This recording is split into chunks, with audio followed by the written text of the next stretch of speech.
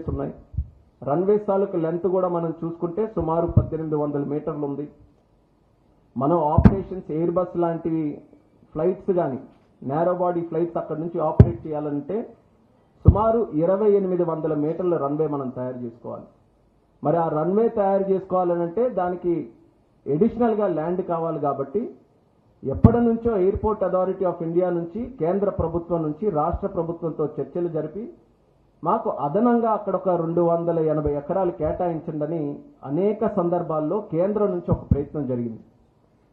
కిషన్ అన్న చెప్పినప్పుడు గతంలో ఇదే సివిల్ ఏవియేషన్కి మంత్రిగా జ్యోతిరాదిత్య సింధియా గారు ఉంటే కిషన్ అన్న తాలూకు ప్రోత్సాహంతో ఆయన కూడా సంప్రదింపులు జరిపి అప్పుడున్నటువంటి రాష్ట్ర ప్రభుత్వంతో ఈ ల్యాండ్ ఎట్టి పరిస్థితుల్లో కేటాయించండి, ఇప్పటికైనా ఉడాన్ స్కీమ్ ఉంది కదా, ఉడాన్ స్కీమ్లో పెట్టైనా సరే ఇక్కడ వరంగల్లో ఎయిర్పోర్ట్ నిర్మిద్దామని అప్పుడు కూడా ఒక ప్రయత్నం చేశారు.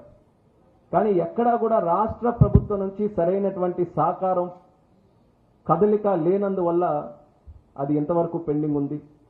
ల్యాండ్ ఒక సమస్య అయితే మరొక సమస్య ఇక్కడ ఉన్నటువంటి శంషాబాద్ ఎయిర్పోర్ట్కి 150 కిలోమీటర్ల లోపలే ఈ యొక్క వరంగల్ ఎయిర్పోర్ట్ వస్తుందన్న ఆలోచనతో వీళ్ళు కూడా నో అబ్జెక్షన్ సర్టిఫికేట్ ఇవ్వాల్సినటువంటి అవసరం ఉంది.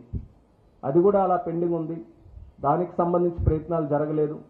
మళ్ళీ ఎన్డీఏ ప్రభుత్వం చిత్తశుద్ధితో ఇది ఎట్టి పరిస్థితుల్లో పూర్తి చేయాలని ఒక పక్కన హైదరాబాద్ ఎయిర్పోర్ట్ నుంచి ఎన్ఓసి తీసుకొని రాష్ట్ర ప్రభుత్వానికి కూడా మళ్ళీ రిక్వెస్ట్ చేసి ఈ యొక్క ల్యాండ్ ఎక్విజిషన్ మీద స్ట్రెస్ చేసిన తర్వాత రాష్ట్ర ప్రభుత్వం కూడా దానికి అంగీకరిస్తూ ఒక జియో నవంబర్లో కూడా రిలీజ్ చేశారు. సుమారు 280 ఎకరాలు అదనంగా ఏదైతే ల్యాండ్ ఎక్విజిషన్ కావాల్సినటువంటి అవసరం ఉందో దానికి కూడా ఉత్తర్వులు జారీ చేశారు. మరి ఇవన్నీ కూడా కలిసి వచ్చాయి కాబట్టి కేంద్ర ప్రభుత్వం ఈరోజు నిర్ణయం తీసుకొని రాబోతున్నటువంటి రోజుల్లో ఒక బ్రహ్మాండమైనటువంటి ఎయిర్పోర్ట్ వరంగల్లో నిర్మించడానికి మేము అన్ని రకాలుగా సిద్ధంగా ఉన్నామని సందర్భంగా తెలియజేస్తున్నాను. దానికి పూర్తి బాధ్యత ఎయిర్పోర్ట్ అథారిటీ ఆఫ్ ఇండియా తీసుకుంటుంది. మేము ఆల్రెడీ ఒక మాస్టర్ ప్లాన్ కూడా తయారు చేశాం.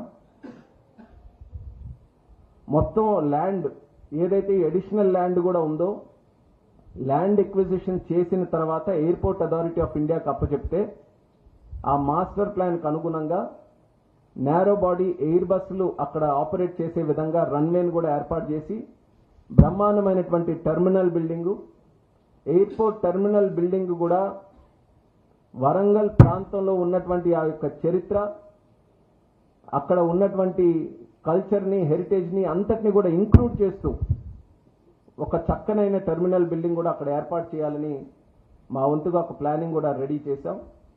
మరి వీలైనంత త్వరగా రాష్ట్ర ప్రభుత్వం ఏ చొరవ అయితే చూపిస్తుందో అదే రకంగా ల్యాండ్ ఎక్విజిషన్ కూడా ఎంత తొందరగా చేసి ఆ యొక్క ల్యాండ్ను కూడా ఎయిర్పోర్ట్ అథారిటీ ఆఫ్ ఇండియాకి అప్పచెప్తే కార్యక్రమాలు కూడా వెనువెంటనే ప్రారంభించడానికి కూడా మేము సిద్ధంగా ఉన్నామని సందర్భంగా తెలియజేస్తున్నాం.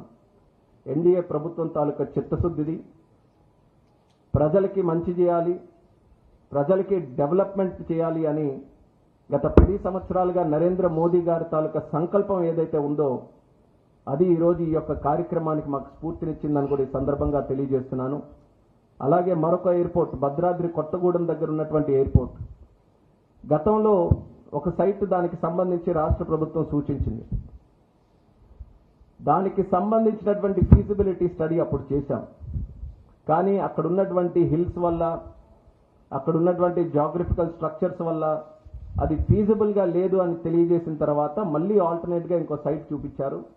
ఆ సైట్కి కూడా మొన్న 23 జనవరి ఈ యొక్క సంవత్సరంలోనే దానికి ఫీజిబిలిటీ స్టడీ చేయడానికి మళ్ళీ మా ఎయిర్పోర్ట్ అథారిటీ టీంని పంపించాం.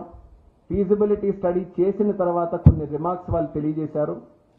ఇండియన్ మెట్రలాజికల్ డిపార్ట్మెంట్ నుంచి ఆ యొక్క ప్రాంతానికి సంబంధించి కొంత డేటా కావాలని స్టేట్ గవర్నమెంట్ కూడా మేము సూచించాం.